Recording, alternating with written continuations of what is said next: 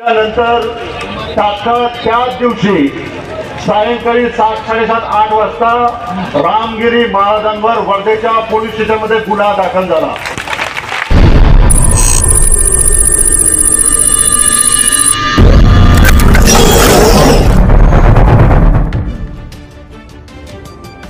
वर्धा की breaking news, गिरफ्तारी करो।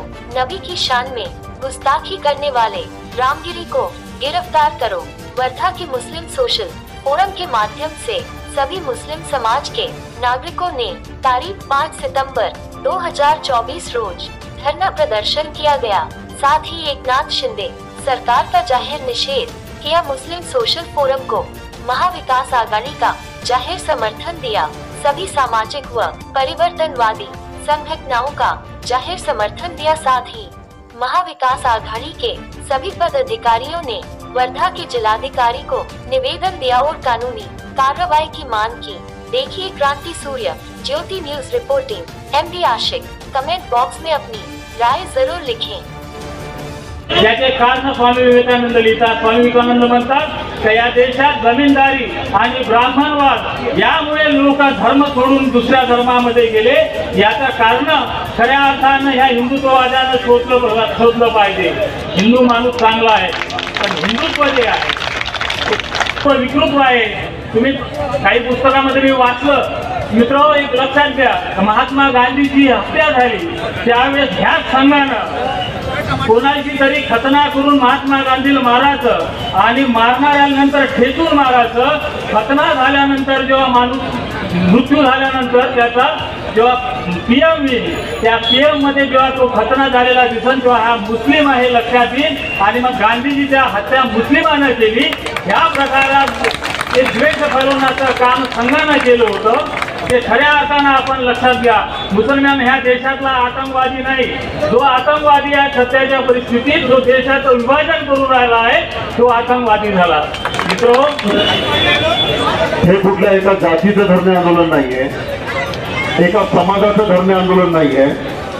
हे धरणे आंदोलन हे अशा प्रत्येक व्यक्तीचं धरणे आंदोलन आहे की ज्याचं या देशावर प्रेम आहे, ज्याला देशावर प्रेम आहे, ज्याला या ठिकाणी वाटत असेल की या देशामध्ये सर्व जाती धर्माचे पंथाचे लोक एकत्र राहिले पाहिजे, एकत्र नांदले पाहिजे आणि ज्याला देश हे सर्वात महत्वाचं असेल त्या विचाराचे सर्व लोक या ठिकाणी जमले आहेत। त्यानिमित्ताने मी आपल्याला सांगू दाखल झाला पाहिजे।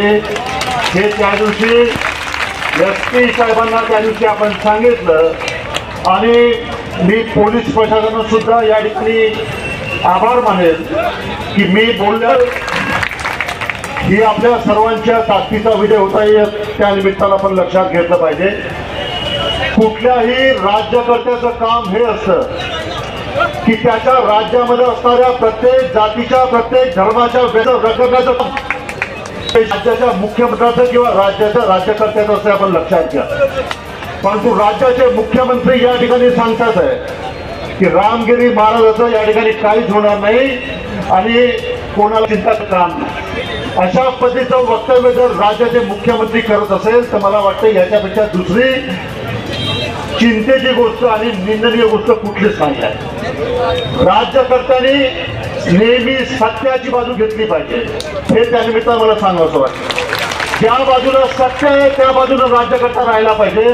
परंतु ज्या ठिकाणी आपण बघतो काही दिवसापूर्वी 2-4 दिवसापूर्वी नितेश राणे नावाचे आमदार भारतीय जनता पक्षाचे त्यांनी ज्या पद्धतीनं भाषण या ठिकाणी केलं महाराष्ट्रामध्ये काही दिवसापूर्वी नितेश राणेंनी, मला या निमित्तानं हे सुद्धा सांगितलं पाहिजे की नितेश राणेंच्या या वक्तव्यामुळे जर या महाराष्ट्रामध्ये जो जातीय सलोखा आहे तो सलोखा जर बिघडला तर याचा पूर्ण कारणीभूत जर कोणी राहील तर महाराष्ट्र सरकार राहील, आपण लक्षात घेतलं पाहिजे। त्यामुळं घरामध्ये राहण्यासारख्या नेत्यांवर या ठिकाणी महाराष्ट्र शासनाने गुन्हा दाखल केला पाहिजे आणि नितेश राणेला जेलमध्ये टाकलं पाहिजे हे त्या निमित्तानं सांगतो। आणि नितेश राणे सारख्या नेत्यांना जर तुम्ही मोकळीक देत असाल तर या निमित्तानं आम्ही या निमित्तानं समजू की या महाराष्ट्रामध्ये राजकीय वातावरण असेल, या महाराष्ट्रातला जातीय स्वरूप असेल, हे बिघडवण्याचं षडयंत्र हे महाराष्ट्र सरकार करून राहिले, आपण लक्षात घ्या. नाहीतर एवढी मोकळी, नाहीतर एक मी या ठिकाणी सांगतो की एखादा मुस्लिम व्यक्ती जर या ठिकाणी अशा पद्धतीने वक्तव्य करत असेल तर त्याला तुम्ही मोकळं सोडणार का हे सुद्धा तुम्ही सांगितलं पाहिजे. त्यामुळे अशा पद्धतीची भाषा, अशा पद्धतीचं राजकारण या महाराष्ट्रामध्ये चालणार नाही हे त्यानिमित्तानं आपण लक्षात घ्या. आणि जे नितेश राणे या महाराष्ट्रात वातावरण बिघडून राहिले तात्काळ तुम्ही त्यानिमित्तानं आतमध्ये टाकलं पाहिजे. हे सुद्धा राज्याच्या मुख्यमंत्र्याला आणि वर्धेपासून फक्त 55-60 किलोमीटरवर राहणाऱ्या महाराष्ट्राचा उपमुख्यमंत्री आणि गृहमंत्री देवेंद्र फडणवीस या निमित्तानं आपण सांगतोय.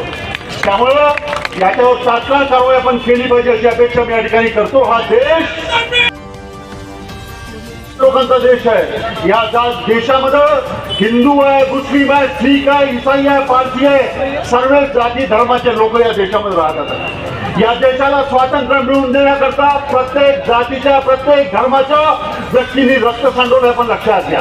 तिथं हिंदूंनी सुद्धा रक्त सांडवलं, मुसलमानांनी सुद्धा रक्त या देशाकरता सांडवलं आहे. या देशाकरता भारत पाकिस्तानच्या युद्धामध्ये अब्दुल हमीद यांनी देशाकरता बलिदान केलं, तर अब्दुल हमीदला परमवीर चक्र त्या निमित्तानं भेटताय पण लक्षात घ्या. या ठिकाणी काकोरीचा जेव्हा कट झाला होता त्यावेळेला अशफाकुल्ला खान असेल त्यांनी सुद्धा त्या निमित्तानं आपली शहादत दिलेली आहे. या देशाकरता प्रत्येक जातीच्या, प्रत्येक धर्माच्या लोकांनी या ठिकाणी आपलं बलिदान दिलं आहे. वर्धा जिल्ह्यामधलं आस्ती में 1942 में जो स्वातंत्र लड़ा लड़ा गया था, 6 लोग वहां पे शहीद हुए थे जिन्होंने अपने छाती पे टुकड़े थे, हीरालाल काहर थे, डॉक्टर बालपे थे, और उसी में वो गोली खाने वाले में हमारे आस्ती के रशीद खान नवाब भी थे.